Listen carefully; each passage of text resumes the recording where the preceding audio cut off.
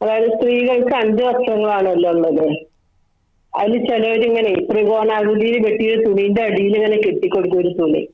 അപ്പൊ അത് ശരിയാണോ? തുണി മാത്രം പോരെ? പിന്നെ രണ്ടാമത്തത്, ഈ തുണി കെട്ടുമ്പോ അത് ബ്രസ്റ്റിന്റെ അവിടെ നിന്ന് കെട്ടേണ്ട ആവശ്യമുണ്ടോ? ഇത് രണ്ടുമാണ്. അത് കഫൻ ചെയ്യുന്നതുമായി ബന്ധപ്പെട്ടാണ്. മയ്യത്ത് കഫൻ ചെയ്യുമ്പോൾ പിന്നെ ത്രികോണാകൃതിയിൽ ഒരു തുണി മുറിച്ച് അടിവസ്ത്രം ധരിക്കുന്ന ഭാഗത്ത് ധരിപ്പിക്കുന്നതുമായി ബന്ധപ്പെട്ടാണോ ചോദ്യം, അല്ലേ? ഓക്കെ. അതിന് പ്രമാണങ്ങളിൽ വല്ല തെളിവുമുണ്ടോ എന്നാണ് അവിടെ ചോദ്യം. നമ്മളിപ്പോൾ കേട്ടതാണ്.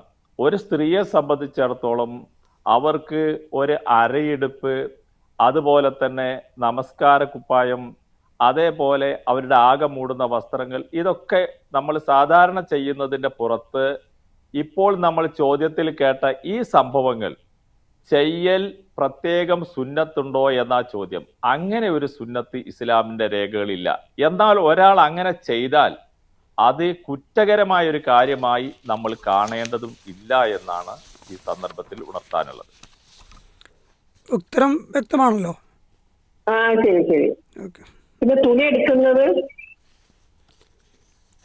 അതും ഈ ഗണത്തിലാണ് പറഞ്ഞത്. സുന്നത്ത് എന്ന രൂപത്തിൽ പ്രമാണങ്ങളിൽ കാണുന്നില്ല. എന്നാൽ ഒരു രോഗിയുടെ പ്രത്യേക സാഹചര്യത്തിൽ അങ്ങനെ ആവശ്യമാണെങ്കിൽ ചെയ്യാം എന്നാണ് ഫൈസിയുടെ ഉസ്താദിന്റെ ഉത്തരത്തിൽ മനസ്സിലായി.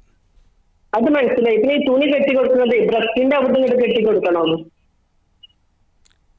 ഡ്രസ്സിന്റെ അവിടുന്ന് തുണി കെട്ടിക്കൊടുക്കണോ? നെഞ്ച് ഭാഗത്ത് നിന്ന്. ഓക്കെ, മനസ്സിലായി. സാധാരണ സ്ത്രീകളെ സംബന്ധിച്ചിടത്തോളം പുരുഷന്മാർ അരയെടുപ്പ് എടുക്കുന്നത് പോലെയല്ല സാധാരണഗതിയിൽ സ്ത്രീകള് പിന്നെ വസ്ത്രങ്ങൾ ഇപ്പൊ ഒരു മുണ്ടൊക്കെ എടുക്കുകയാണെങ്കിൽ അവരങ്ങനെയാണ് എടുക്കാറുള്ളത്. ഇനി അങ്ങനെ കെട്ടിക്കൊടുത്താൽ അതും പരിഗണിക്കപ്പെടുന്നത് തന്നെയാണ്. അതല്ല, അതിന് താഴെ കെട്ടിക്കൊടുത്താലും തുണി എടുത്തു കൊടുത്താലും അത് പരിഗണിക്കപ്പെടുന്നത് തന്നെയാണ്. അതിലൊന്നും ഒരു ബിദ്അത്ത് എന്നുള്ളൊരു ചിത്രം നമുക്ക് അവിടെയൊന്നും കാണാൻ കഴിയില്ല.